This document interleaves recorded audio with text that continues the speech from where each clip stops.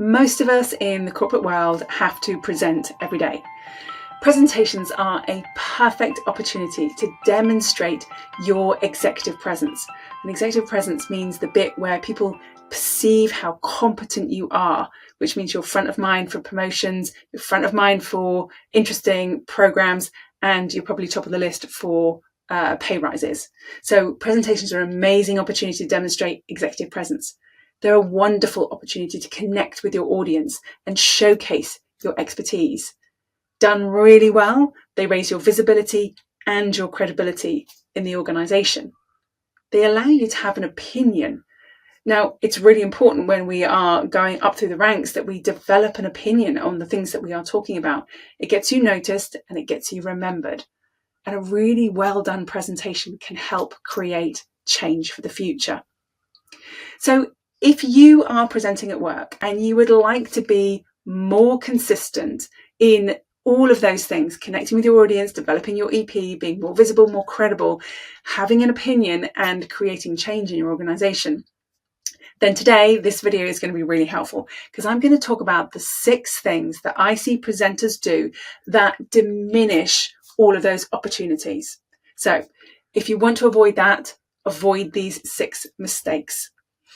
If you are someone who is presenting regularly and you want to get really, really good at it, or you've got a really important high stakes presentation coming up, we do offer a presentation intensive where we will focus specifically on your presentation, your audience, your message, and the outcome that you're trying to achieve, and make sure that your content and your delivery are congruent and are going to get that outcome for you.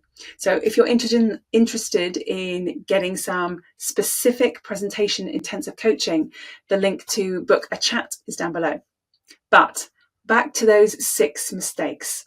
So the first mistake that I see presenters make, and I see them make this all the time, and I sometimes think, oh, I'm not gonna include this anymore because everybody knows this. And then I see presenters doing it, I'm like, okay, everybody doesn't know this. The biggest mistake that I see presenters make is beginning with themselves. Hi, I'm Emma. I'm a CEO of Speaking at Work. I have a master's degree in voice coaching and training. I trained as a speech and language therapist. I've been running my business for 10 years. Do you care? No, you don't, right? Who cares? All you care about is this going to help me? So don't start with you. Start with them. They are the most important people in the room, right? You're just the conduit for the message, whatever that message might be. Start with them. Where are they? What are they thinking about? When you start talking about you, you just distance yourself from the audience, and that loses that opportunity to connect. Mistake number 2 is overstuffed content. The number of presentations that I see that have way too much evidence, information, text on slides in them is unbelievable, right? We are drowning as a race of people. We are drowning in information. There is so much information out there. You couldn't possibly consume it all. What your audience really needs is insight. They need help to understand the information. So I want you to think about your presentations in terms of, are you going to produce an encyclopedia, or are you going to produce some content that is much more digestible, much more like a TED Talk? So if I give you an option, you have to sit and listen to somebody presenting. They're going to present like an encyclopedia, or they're going to present to you like a TED Talk, not in the style of a TED Talk, but the information is absorbable like a TED Talk. Which one would you choose as an audience member? I'm going to guess that most of you are going to choose a TED Talk. So why do we always feel like we have to present using the encyclopedic version? Like, here's all the proof, here's all my data, here's everything I know about this thing on one slide. It isn't helpful for you, it isn't helpful for your audience. So take the TED Talk approach. Mistake number 3. And I sort of sometimes shorthand this to, oh no, I said the wrong word. What I see is speakers scripting their entire presentation, literally word for word, scripting the whole thing from beginning to end. Generally, these are people who are very good learners. They almost have like a photographic memory.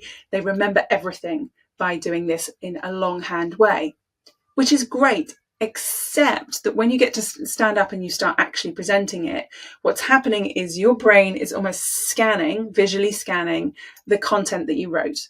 And if you say the wrong word, or if you can't quite see what the next sentence is for a moment, your brain has a bit of a hiccup and kind of goes, oh, you just said the wrong word. And suddenly you're not connected to your audience. Suddenly you're inside your own head and your inner critic is about to have an absolute party. Anxiety rises in the body as your stress hormones pump out, and it becomes really problematic. So if your process is you need to script it in full to start with, that's absolutely fine. Script it in full. Then take it down to short paragraphs. Then take it down to bullet points. Don't try and learn everything word for word, unless you are actually doing a TED talk when you do need to learn it word for word, in which case it's a different process.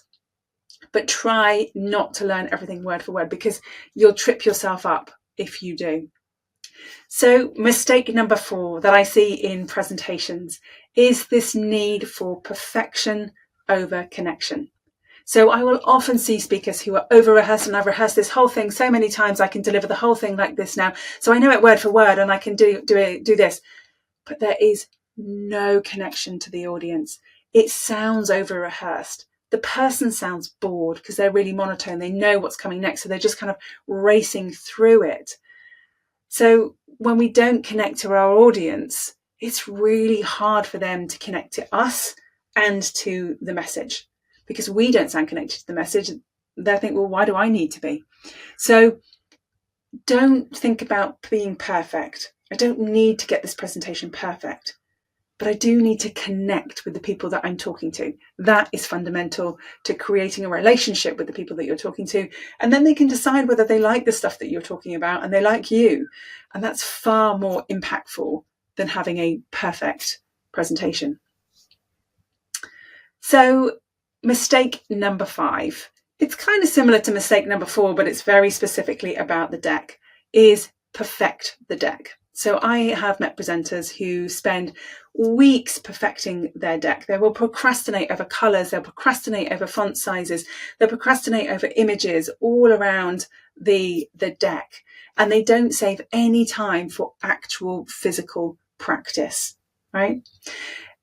When I see this, I know it's because there's low self-belief. When I see this there, I know that it's because that person isn't owning their expertise. Right? Every presentation that you ever do, it's not the deck, it's you. You are the presentation. It's you they're going to connect to, not the slide deck, right? So they will buy into you first, not the deck. So if you find yourself spending hours, weeks, days perfecting on the deck and never leaving any time to actually physically practice, it's probably because you have slightly low self-esteem, you're not buying into your own expertise. So your self-belief is a little bit wobbly. It's really important that we build that up so we know that the deck is simply a visual aid. It's just something else to help them remember the content that we are delivering. So mistake number 6 is exactly what I just described before. All preparation and no practice, right? What you say is important. The content is important. It needs to make sense. It needs to be insightful. It needs to be helpful. It needs to be valuable for your audience. But how you say it is how it lands with your audience. That is very, very important. Where you put your emphasis, where you put your pauses, how you gesture, it's all really important. How you take up the physical space. If we're not doing that really effectively, it waters down that perfect content that you spent hours, weeks, months preparing. So you have to have both. The content has got to be good. It's got to be valuable. It's got to be relevant. It's got to be useful to the audience. But it also has to be delivered in a way that makes sense. So what have we said today? What are the 6 mistakes that I see presenters make all the time? Start with them and not you. So that's the way around it, right? Start with them, not you. Think TED Talk, not encyclopedia. Nobody wants to read an encyclopedia, but a lot of people listen to TED Talks. Script if you need it, then let it go, right? Just let the script go. It's the message that's important, not the actual specific words. Connection first, and always, only ever first, right? It's not about perfection. It's about connecting with your audience. What do they need to see and hear and feel from you? An 80% perfect, don't like that word, but an 80% right deck is enough, right? It doesn't need to be perfect. You are the star of the show, not the presentation behind you. And then practice. Practice, practice, practice. How is as important, if not more so, than what. The what can be a little imperfect if the how is done really, really well. So if you do those 6 things, you are going to make a real impact with your audience. As I said, if you're somebody who wants some help with that, you're looking for some expert coaching because you've got a very important presentation that is coming up, then I would encourage you to book in for a conversation with me about our presentations intensive coaching. It is short, it is sharp, it is incredibly effective. Take care, and I will see you soon. Bye for now.